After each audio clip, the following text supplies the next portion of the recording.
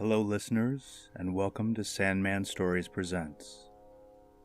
Today's story is called The Real Mother, and it comes from the Shimla Village Tales retold by Alice Dracott. There are some Sanskrit words that I will explain. A Fakhir is a wise man. A Rajah is a king or a prince. A Rani is a queen or a princess.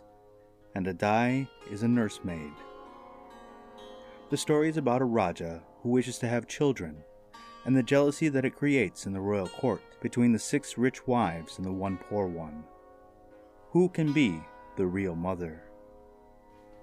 Okay, let's begin. The Real Mother. There once was a Rajah who had 7 wives. 6 of these were rich and dwelt in his palace, but the 7th was poor and lived apart in a little mud hut by herself. The Rajah had one great sorrow, and that was that he had no children. One day he went out to shikar, or hunt, and saw an old fakir lying fast asleep.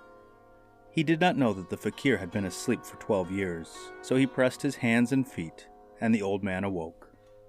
Seeing the Rajah sitting beside him, he thought he had been attending him for 12 years, so he said, "What is your wish, my son?" And the Rajah said, "I have no children. I want neither riches nor honor, but a son." Then the old fakir gave him his staff and said, "Go to yonder mango tree and hit it twice. Bring away any fruit which may fall to me." The first time the Rajah hit the tree, only 6 mangoes fell, and the next time, only 1. These he carefully carried to the old fakir, who told him to take them home and give each one to the Ranis, and they would each have a son. So the Rajah returned to his palace and gave them to his 6 Ranis, but quite forgot the poor Rani who lived apart by herself. The 6 Ranis did not believe what the old man said, so they just tasted the fruit and then threw it away.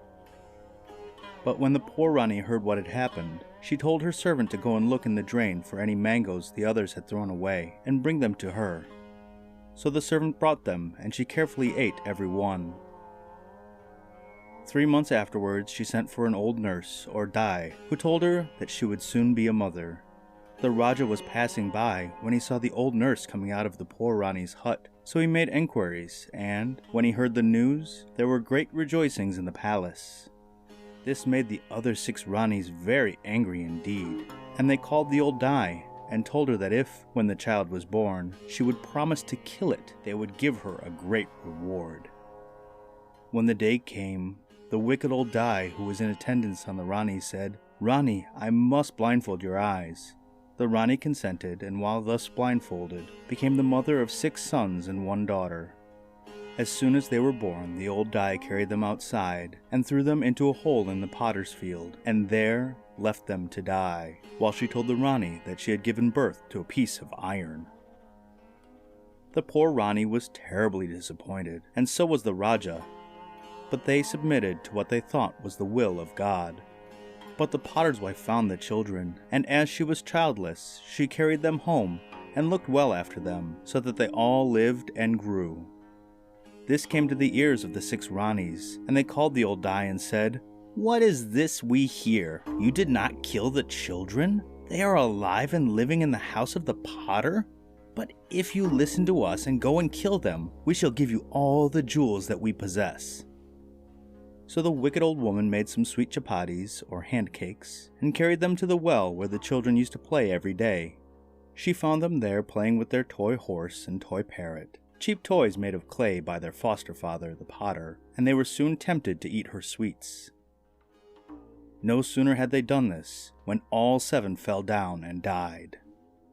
The poor potter and his wife found them thus when they came to search for them some hours later, and although the woman wept, the man at once set out in search of the old fakir, and as soon as he found him, he told him what had happened. The old fakir cut his finger and drew some blood. This he gave to the potter and said, "Go quickly and sprinkle this on the children, and they will live."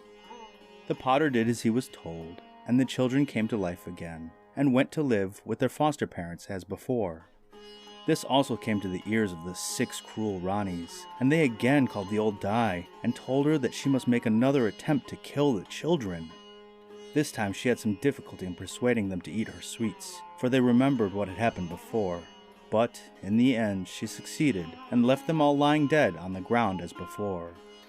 The poor potter was quite heartbroken and again sought the help of the old fakir.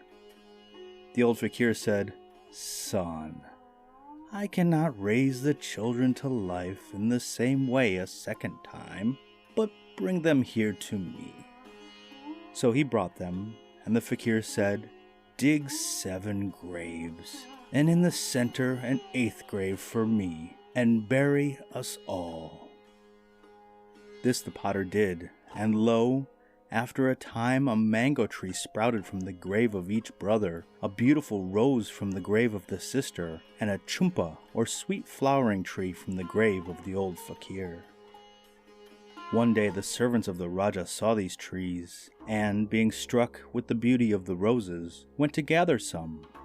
But as they stretched out their hands to do so, the bow raised itself beyond their reach and said, "Brothers, may I let them gather roses?" And the brothers replied, "Ask the old fakir." So they asked him, and he said, "None but thy mother may gather roses of thee." Much impressed by what had happened, the Rajah's servants went and told him all they had heard and seen, and forthwith he set out to see the trees. He too tried to gather flowers, but found he could not do so. Then he remembered the old fakir and the 7 mangoes, and sent at once for his 6 Ranis to see if any of them could gather the strange roses. Each tried in turn, and the tree said as before, "Brothers, may I give the roses to my mother?" The brothers replied, "Ask the old fakir." But the answer was always the same. "These are not to gather roses. They are for thy mother alone." On this the Rajah sent for the poor neglected Rani, who, as we know, was the real mother, and as soon as she came, the rose branches spread themselves low on the ground, and she was soon covered with beautiful flowers. When this happened, the old fakir's grave opened, and he came back to life, and he brought the brothers and sisters with him. He told the whole story of the 6 Ranis' cruelty and the old Dai's wickedness to the Rajah, who forthwith ordered them all to be killed, and lived happily ever after in his palace with his 7 children and their mother, the once poor, neglected Rani. The end. Okay, I like that story.